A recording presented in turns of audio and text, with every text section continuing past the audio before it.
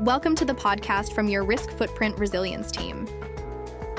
We're your pathway to smarter hazard and climate preparedness, offering clear insights, actionable solutions, and expert support to help you safeguard your properties and build true resilience.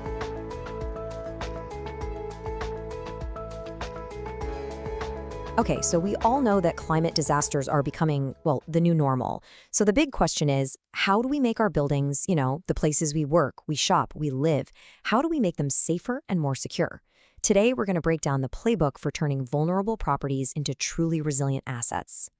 So let's just start with the big picture here. We are not talking about a few isolated incidents anymore. I mean, look at this map from NOAA. This shows 27 separate billion-dollar weather events in just 1 year. Wildfires, hurricanes, tornadoes, floods.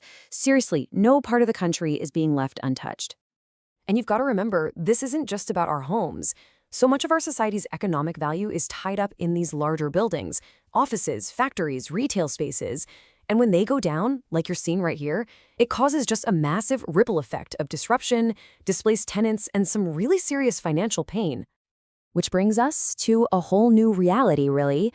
Protecting these critical assets, hardening them against disaster, well, it's not some optional upgrade anymore. It has become a core part of the annual business process for anyone who wants to preserve their economic value. It's a must-do. So here's the crucial question, right? How do you actually make smart, data-driven investments to protect your buildings? How do you get past the guesswork and put in retrofits that give you a real, tangible return on that investment? Well, the answer is a standardized, repeatable process. We're talking about a system that can take a property from an initial high-level hazard assessment all the way through to a certified resilient retrofit that you can actually prove to your lenders, your investors, and your insurers. Now, let's be super clear about what we mean by certification. This is not just some sticker you slap on a window. No way.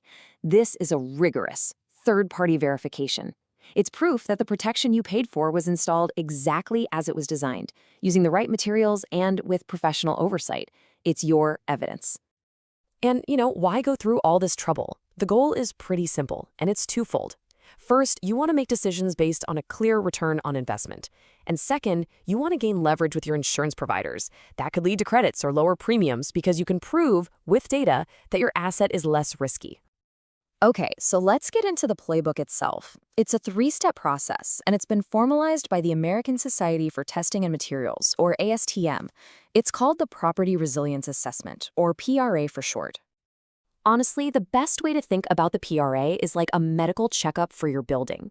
Step 1 is kind of like the initial screening. What are the potential threats?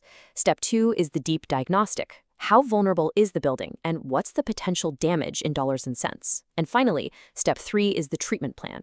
What are the specific things we can do to protect it? All right, let's break down that first step, the hazard ID. This is where we identify every single potential hazard a property might face, from the really obvious stuff to the things you might have overlooked. And it starts at a pretty high level.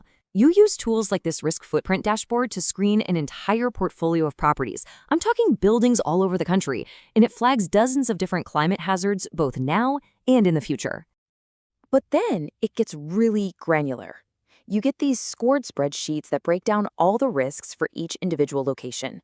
And this is huge because it allows owners to compare their properties and prioritize which ones need attention first.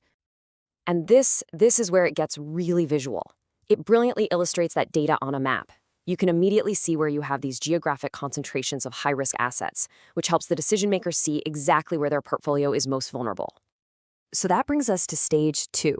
And this is where we shift from just identifying hazards to assessing the real vulnerability. In other words, we stop asking what could happen, and we start calculating what would the financial damage actually be. To do that, the pros use some pretty sophisticated modeling tools. A key one is called HAZIS. It's this powerful software package from FEMA, and it can estimate the real-world financial losses from damage to the structure, to the contents, and even from business interruption. It's a game changer. And all of that analysis brings us to stage 3, the treatment plan. After you've identified the risks and you've quantified the potential losses, the experts can then recommend specific, practical solutions to harden the building and bring that risk way down. And these resilience measures, they can range pretty widely depending on the threat.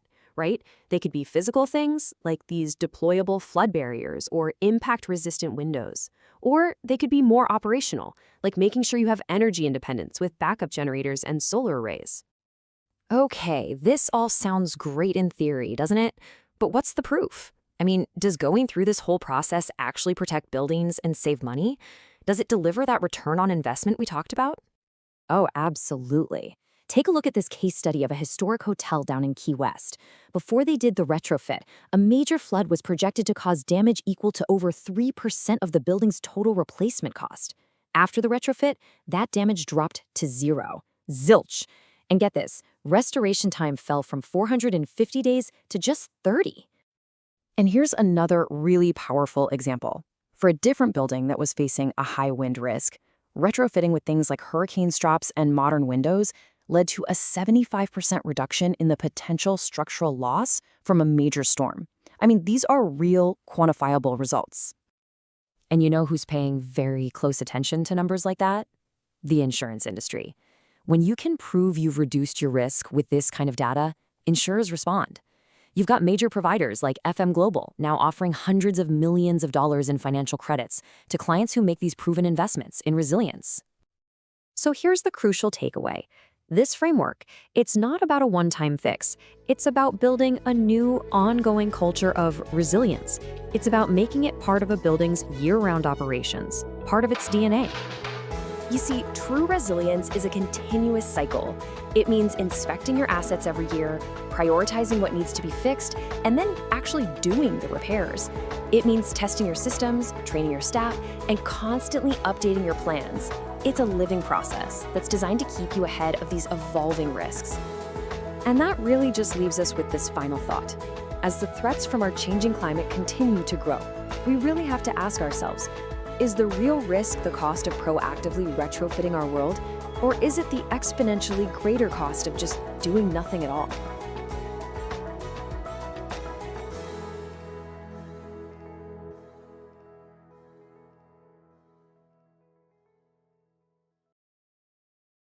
Thank you for joining us on this podcast. To learn more, visit riskfootprint.com.